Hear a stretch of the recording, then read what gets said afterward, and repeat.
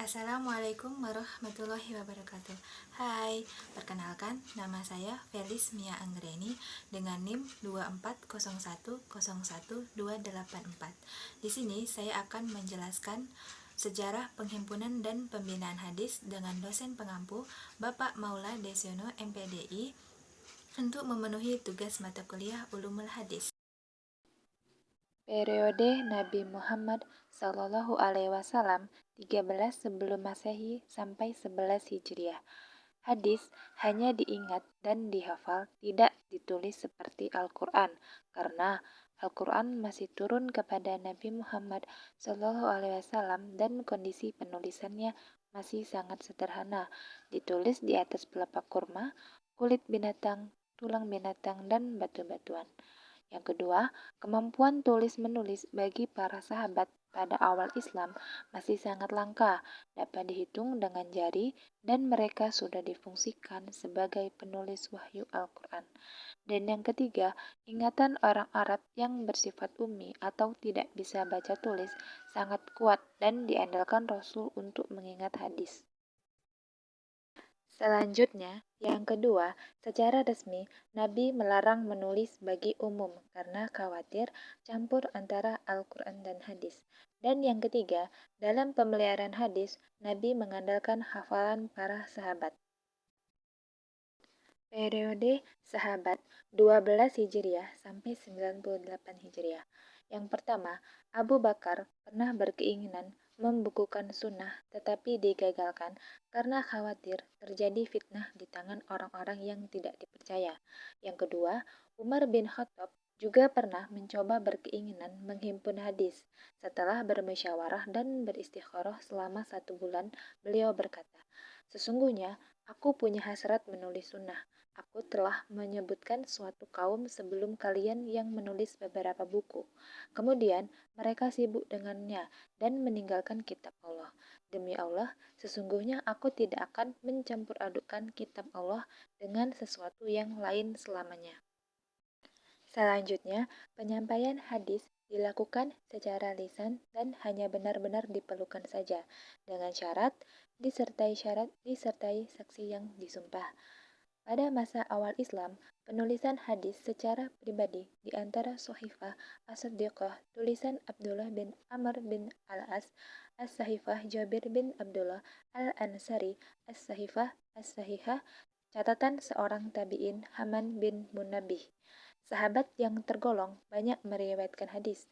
Abu Hurairah 5.374 hadis, Abdullah bin Umar bin Khattab 2.635 hadis, Anas bin Malik 2.286 hadis, Aisyah Ummi Al-Mukminin 2.210 hadis, Abdullah bin Abbas 1.660 hadis, serta Jabir bin Abdullah yaitu 1.540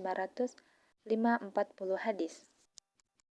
Selanjutnya, pada masa Ali Karamallahu Wajha, timbul perpecahan di kalangan umat Islam akibat konflik politik antara pendukung Ali dan Muawiyah. Masing-masing golongan tidak segan membuat hadis palsu. Selanjutnya, ulama di kalangan sahabat tidak tinggal diam untuk mengecek kebenaran hadis dengan melakukan rihla ilmiah kepada sahabat senior yang telah berpindah tempat.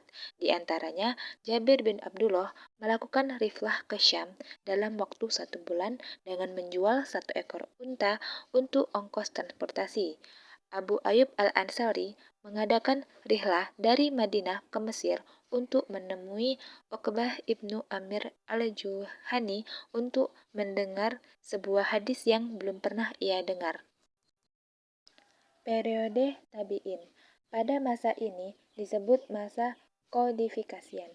Hadis Khalifah Umar bin Abdul Aziz 99 sampai 101 Hijriah, hidup di akhir abad 1 Hijriah, menganggap perlu adanya penghimpunan dan pembukuan hadis karena beliau khawatir lenyap ajaran-ajaran Nabi setelah wafatnya ulama di kalangan sahabat dan tabi'in. Beliau menginstruksikan kepada para gubernur di seluruh wilayah negeri Islam agar para ulama dan ahli hadis menghimpun dan membukukan hadis. Selanjutnya, Orang yang pertama mengkodifikasikan hadis adalah Muhammad bin Muslim bin Asi Shihab Az-Zuhri, awal tahun 100 Hijriah.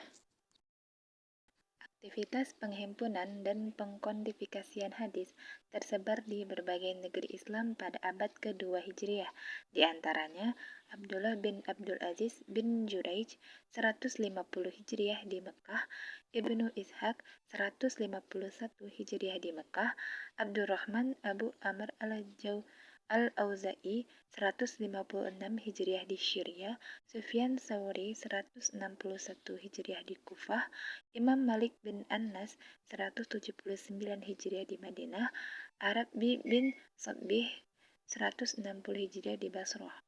Buku-buku yang muncul pada waktu itu adalah Al-Muwaddita yang ditulis oleh Imam Malik, Al-Musannaf oleh Abdul Razak bin Hammam As-Sahani, As-Sunnah ditulis oleh Abdul bin Mansur, Al-Musannaf dihimpun oleh Abu Bakar bin Syabbah, dan Musnad Asy-Syafi'i.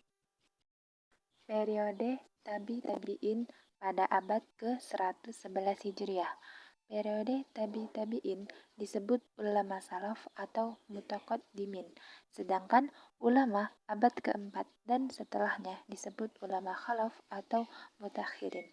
Pada masa ini disebut masa kejayaan atau masa keemasan sunnah, karena pada masa ini rihlah ilmu dan sunnah serta pembukuannya mengalami puncak keberhasilan yang luar biasa. Pada masa ini lahirlah buku induk hadis 6 atau yang disebut juga dengan Ummahat Kutub As-Sittah.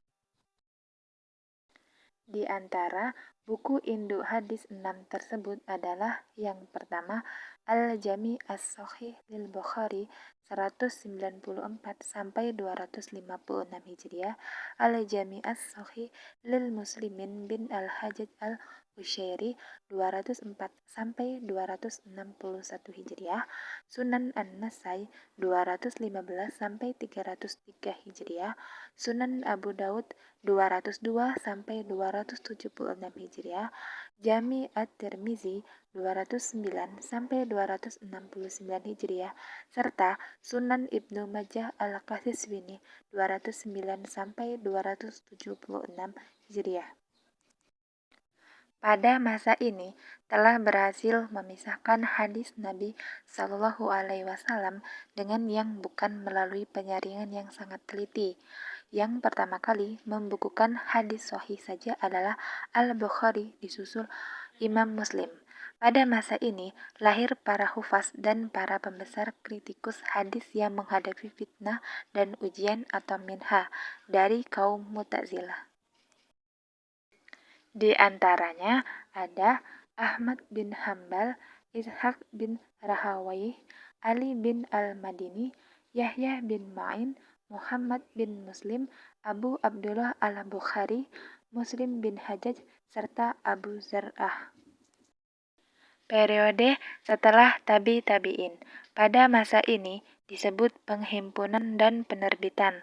Ada perbedaan dalam periwayatan pengkodifikasian hadis, yaitu ulama salaf atau mutaqaddimin menghimpun hadis Nabi dengan cara langsung mendengar dari guru-gurunya, kemudian mengadakan penelitian sendiri baik sanad maupun matannya. Yang kedua, ulama khalaf atau mutakhirin, cara periwayatan dan pembukuan bereferensi dan mengutip dari kitab-kitab mutaqaddimin.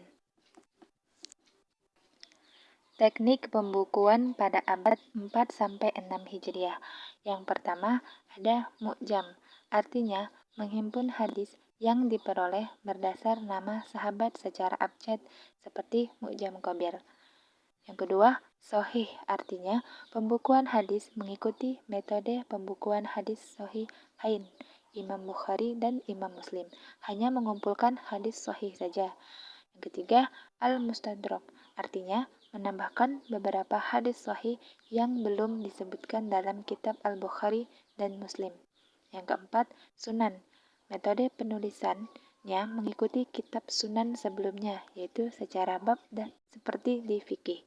Yang kelima, syarah, yaitu penjelasan hadis baik berkaitan sanad maupun matan. Yang keenam, mustakhraj ialah seorang penghimpun hadis mengeluarkan beberapa hadis dari sebuah buku hadis seperti yang diterima dari gurunya sendiri dengan menggunakan metode sanad sendiri. Yang terakhir, al-jam'u, yaitu gabungan dua atau beberapa buku hadis menjadi satu buku.